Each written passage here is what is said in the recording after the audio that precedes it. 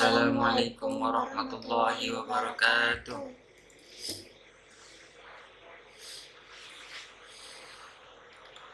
A'udzu billahi minasy syaithanir rajim.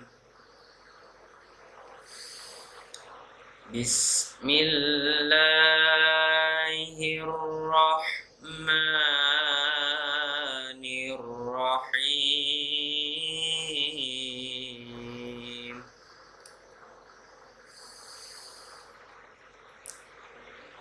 Ya ayyuhalladzina amanu qu anfusakum wa ahlikum nara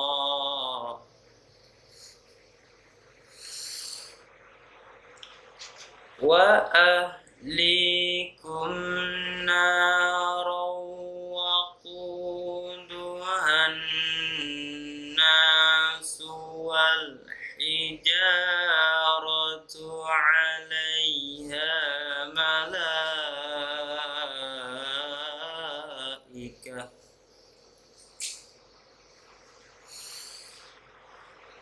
wal hijaratu 'alaiha malaikatun ghilazun shidadun la ya'sunallaha ma amarahum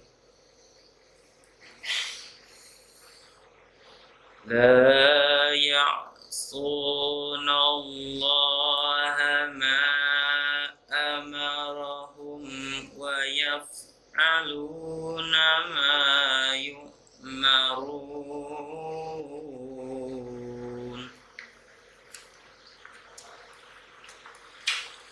Bismillahirrahmanirrahim.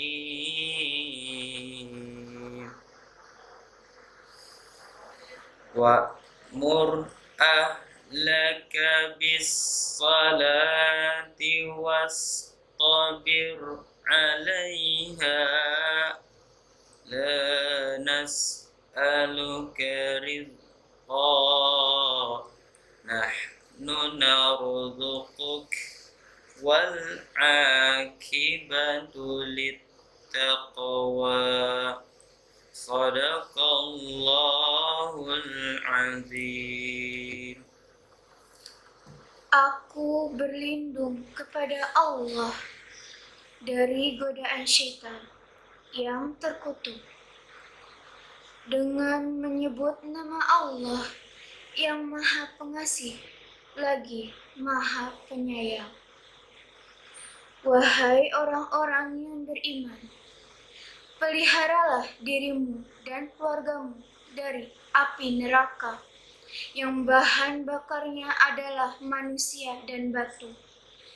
Penjaganya malaikat-malaikat yang kasar dan keras, yang tidak durhaka kepada Allah terhadap apa yang Dia perintahkan kepada mereka, dan selalu mengerjakan apa yang diperintahkan. Dengan menyebut nama Allah yang Maha Pengasih lagi Maha Penyayang. Dan perintahkanlah keluargamu melaksanakan sholat dan sabar dalam mengerjakannya. Kami tidak meminta rezeki kepadamu, Kamilah yang memberi rezeki kepadamu. Dan akibat yang baik di akhirat adalah bagi orang yang bertakwa. Maha benar Allah atas segala firman-Nya. Wassalamualaikum warahmatullahi wabarakatuh.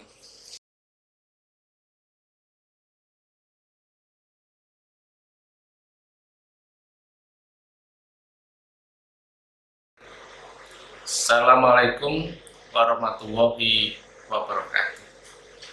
Selamat pagi dan salam sejahtera untuk kita semuanya. Yang saya hormati orang tua wali siswa, yang saya hormati Bapak Ibu guru dan seluruh staf karyawan SMK Negeri 21 dan anak-anak Bapak yang Bapak kasihi.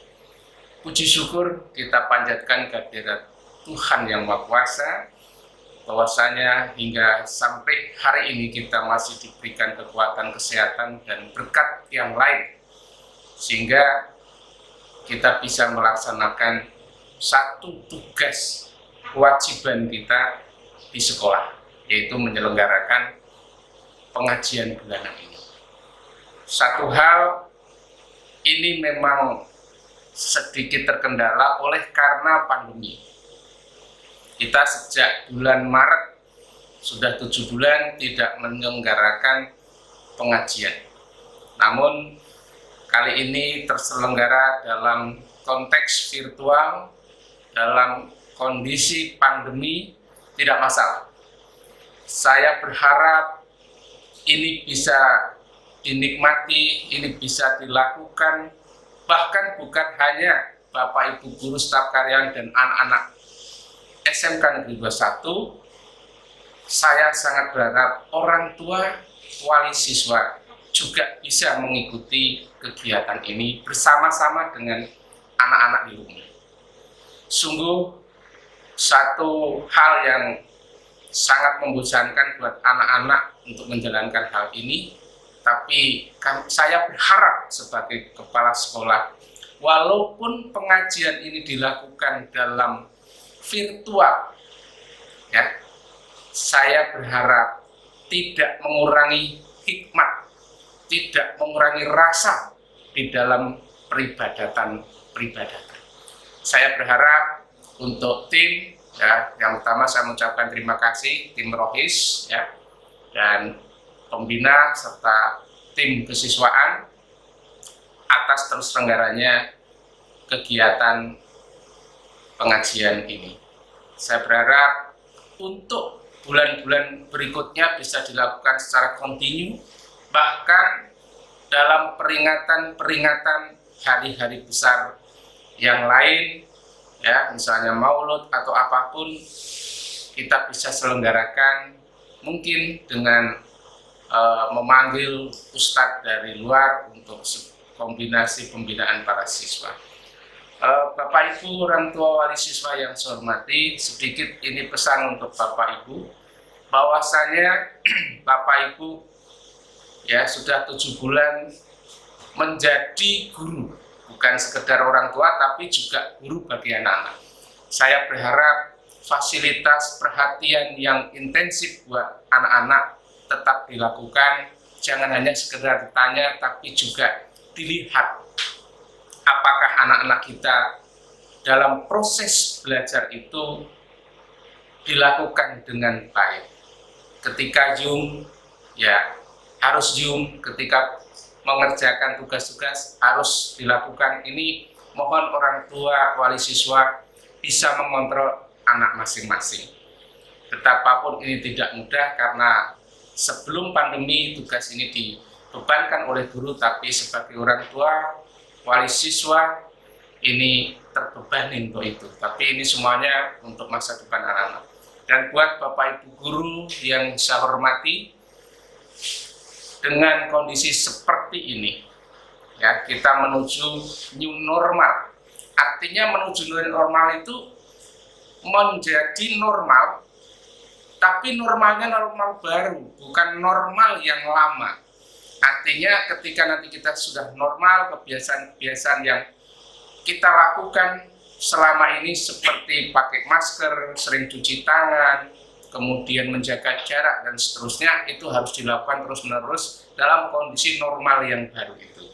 Demikian juga Bapak Ibu guru, saya berharap, ya, kondisi teknologi sangat berperan dalam hal pembelajaran. Untuk itu saya berharap Bapak Ibu guru untuk bisa mengimprove, bisa melakukan sebuah pembelajaran yang kreatif menggunakan teknologi. Saya yakin bahwa peran guru tetap tidak bisa ganti dengan teknologi, namun teknologi membantu Bapak Ibu untuk lebih profesionalisme. Jadi lakukan dengan berbagai macam menggunakan teknologi.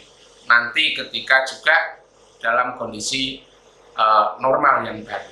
Pesan buat anak-anak Bapak, menurut survei dari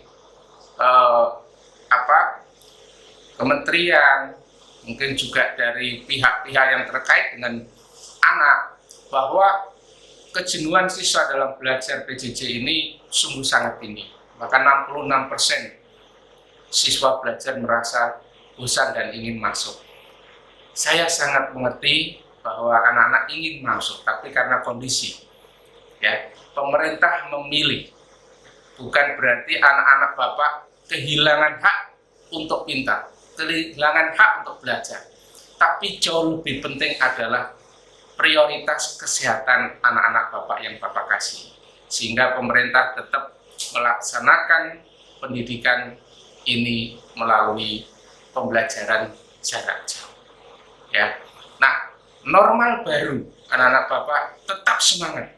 Jangan kendor, tetap berprestasi, ya, karena kondisi yang seperti ini kalian juga harus lebih kreatif, bahkan bisa lebih kreatif dari Bapak Ibu guru dalam menggunakan semua fasilitas teknologi. Itu harapan sekolah, juga harapan pemerintah agar anak-anak tetap semangat, ya, tekun belajar dengan penuh rahmat, kalian akan berprestasi di kemudian hari. Jadi termasuk pelaksanaan keagamaan, anak-anak tolong lakukan dengan sungguh-sungguh, ya, bukan berarti tidak ada pengawasan dari Bapak Ibu guru, kalian akan melakukan hal yang menyimpang dalam proses pengabdian diri kalian terhadap Tuhan Yang Maha Kuasa. Tetap lakukan dengan penuh tanggung jawab, ya, termasuk mengikuti pengajian hari ini dan juga ibadah-ibadah yang lain, lakukan seperti yang seharusnya dilakukan. Itu sedikit dari Bapak. Mudah-mudahan sekali lagi tim dari Rohis mampu menyelenggarakan kegiatan-kegiatan keagamaan ini ke depan lebih intensif lagi, sehingga kejadian yang seperti ini tidak hanya sebulan, bila perlu 1 minggu sekali tidak apa-apa. Ya, kita isi rohani kita supaya kejenuhan itu hilang dari kita. Semangat selalu buat anak-anak, sukses buat anak-anak, dan semangat juga Bapak Ibu guru semuanya dalam membuat suatu bahan-bahan ajar yang kreatif, serta Bapak Ibu orang tua wali siswa tetap semangat, dan kita semua berdoa supaya keadaan seperti ini cepat berlalu. Terima kasih. Wassalamualaikum warahmatullahi wabarakatuh.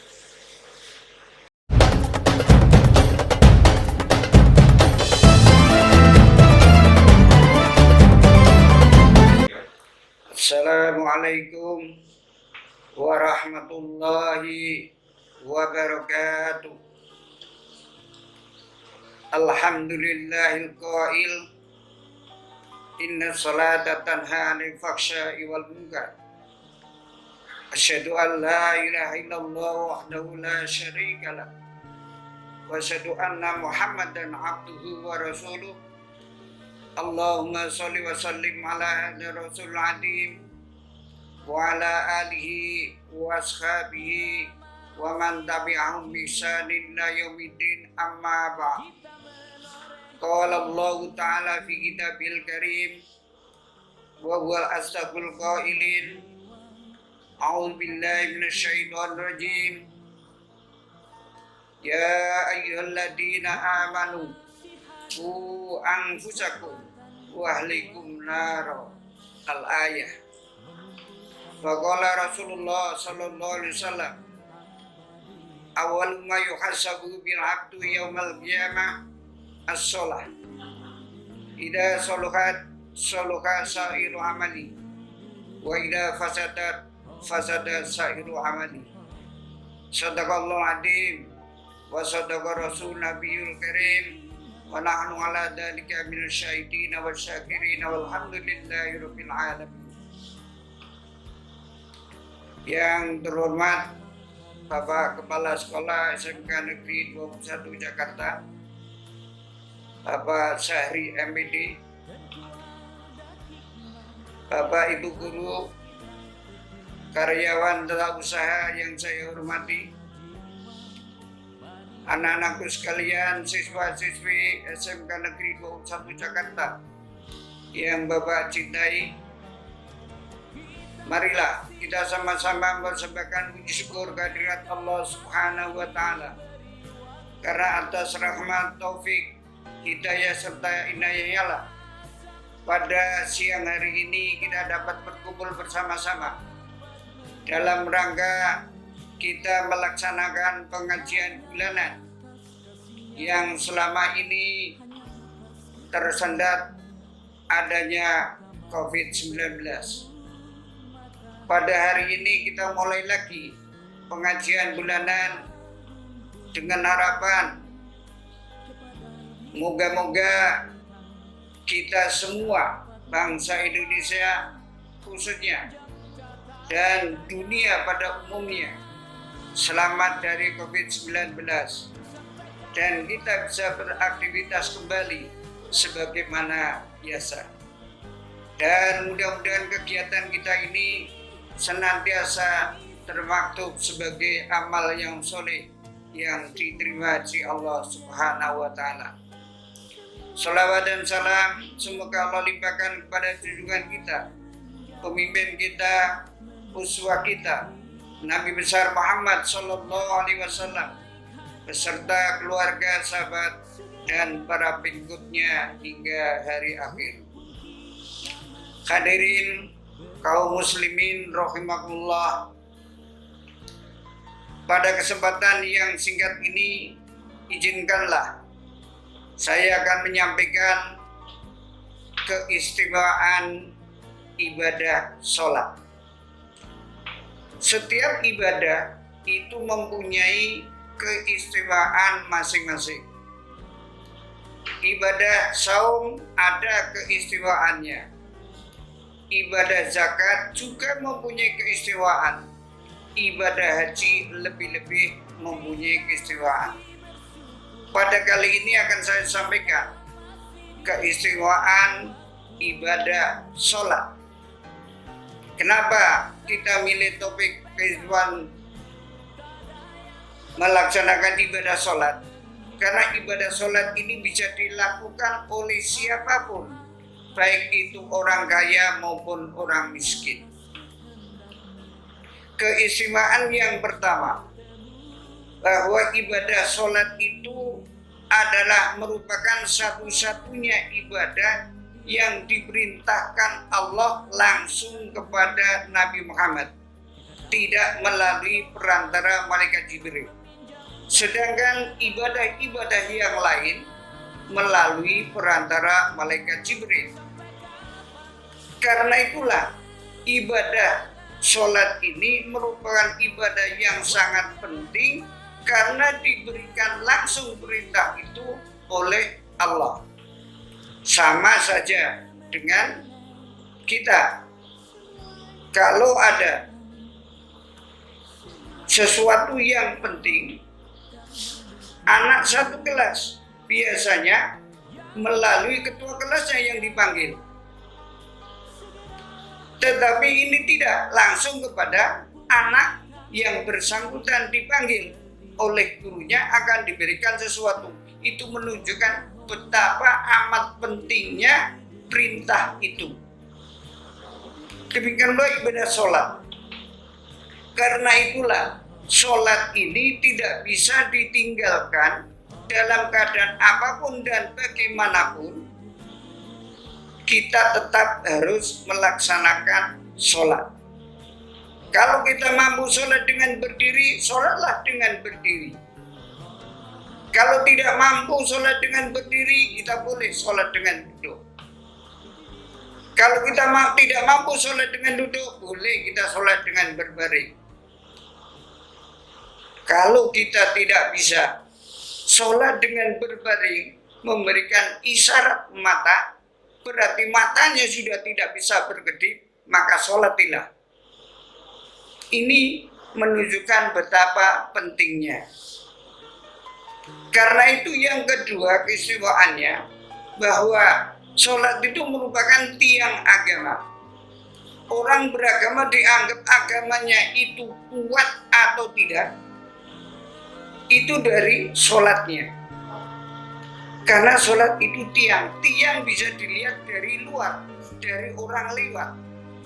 Itu orang rajin melaksanakan sholat, berarti dia menegakkan agamanya.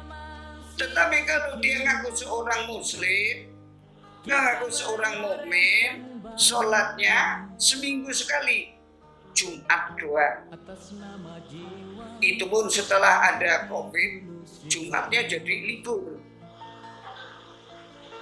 Ada yang sholatnya setahun cuma 2 kali, Idul Adha sama Idul Fitri.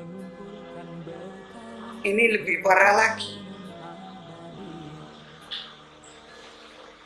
Ada lagi yang nggak pernah sholat, begitu mau mati, wasiat, nanti saya dipanggilkan Ustadz Kiai suruh nyolatinya.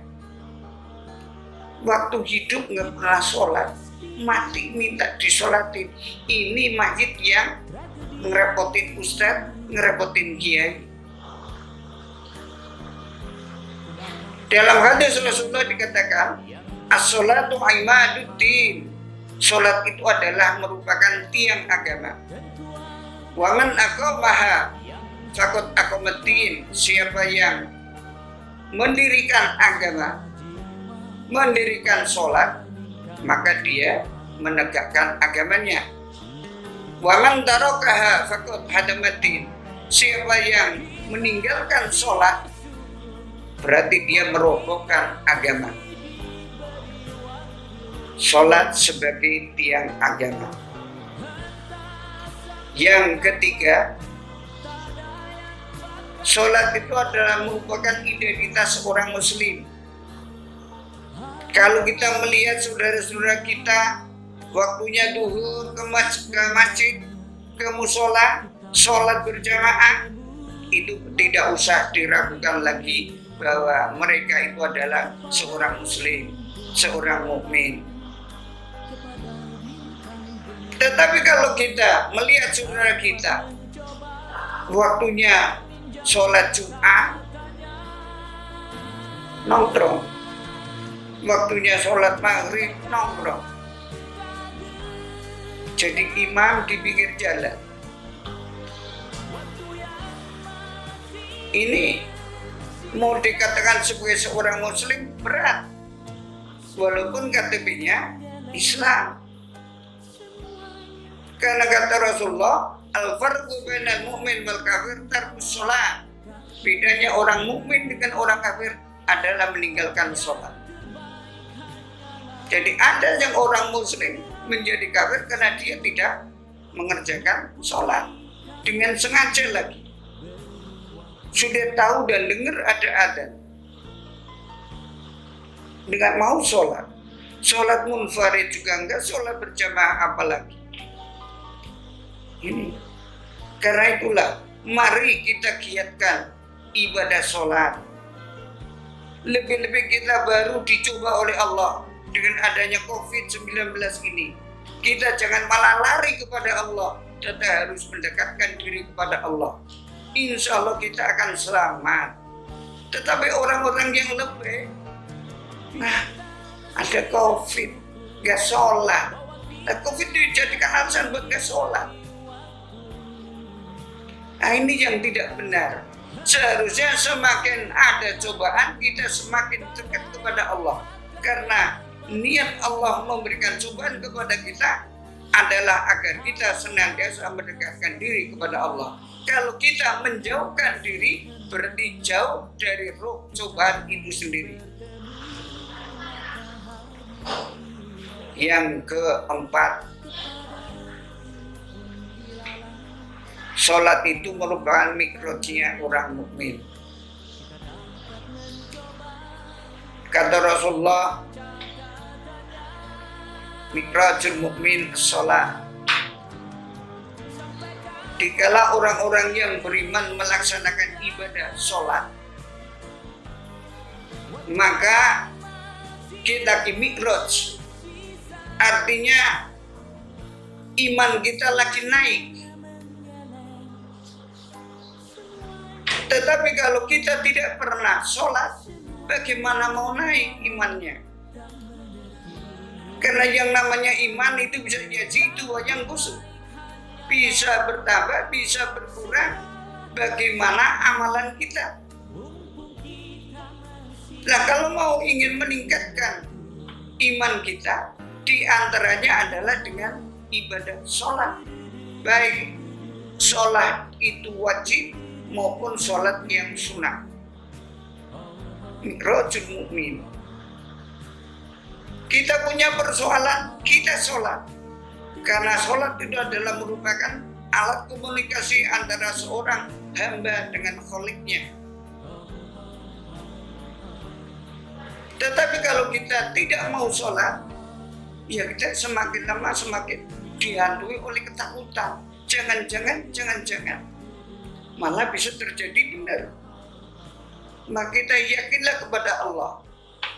Hasbunallahu wa ni'mal wakil. Harus diyakini seperti itu. La haula wala quwata illa billahi al-aliyyil azim. Harus kita yakini seperti itu. Tidak boleh kita ragu. Kalau kita meragukan, berarti iman kita turun. Yang kelima, sholat itu merupakan amal yang nanti pertama kali dihisab oleh Allah. Kata Rasulullah, awal ma yuhasabu bi'atu yaumil qiyamah as-shalah. Idza salahat salaha sa'iru amali wa idza fasadat fasada sa'iru amali. Yang pertama kali nanti di yaumil mahsyar akan dihisab oleh Allah itu adalah sholat. Apabila sholatnya itu bagus, maka yang lain dianggap bagus. Tetapi kalau sholatnya itu rusak, maka rusak pula semua amalannya. Karena itulah kita punya kewajiban untuk melaksanakan sholat. Amal yang pertama kali akan dicap adalah sholat, bukan zakat. Karena zakat nunggu orang itu kaya. Puasa, ya kalau dia tidak penyakitan, tidak punya udzur. Haji, ya kalau orang mampu, kalau nggak mampu udah haji. Tapi kalau sholat, orang nggak punya pun bisa melaksanakan sholat. Maka yang dilihat ada sholatnya. Sholat yang benar yang bagaimana? Shollu kama ra'aitumuni usolli. Sholatlah kalian sebagaimana kalian melihat aku sholat. Hadirin rahimakumullah. Setelah kita melaksanakan ibadah sholat, maka kita juga punya kewajiban memerintahkan kepada saudara-saudara kita sebagai tanggung jawab kita menjaga diri dan keluarga dari ancaman api neraka, sebagaimana ayat yang tadi dibacakan oleh anak kita. Ya ayyuhalladzina amanu qu anfusakum wa ahlikum nar. Wahai orang-orang yang beriman, peliharalah dirimu. Tadi sudah melaksanakan ibadah sholat. Kalau kita sudah sholat, maka ahlikum nar, dan ahli, keluarga, saudara, semuanya kita ajak untuk melaksanakan ibadah sholat. Supaya apa? Selamat dari api neraka. Dalam surat Toha ayat 132 juga tadi dibacakan, wa'mur ahlaka bis sholat wastabir alaiha. Perintahlah ahlimu, keluargamu untuk melaksanakan ibadah sholat, wastabir alaiha, dan bersabarlah dalam melaksanakan ibadah sholat. Arti sabar di situ berarti kita harus mampu menangkis segala godaan yang bisa menyebabkan kita tidak melaksanakan ibadah sholat. Bukan berarti sabar melaksanakan sholat itu kita tembak aja sholat tar katanya Surabaya, bukan itu. Tetapi kita harus mampu menangkis segala godaan yang bisa menyebabkan kita tidak melaksanakan ibadah sholat. Demikian kultum tausiah yang sangat singkat, mudah-mudahan ada manfaatnya bagi kita semua, khususnya keluarga besar SMK Negeri 21 Jakarta. Mari kita beristighfar bersama-sama. Astaghfirullah Rabbal baraya, astaghfirullah minal khotoya. Kurang lebih mohon maaf. Bila itu hidayah. Assalamualaikum warahmatullahi wabarakatuh.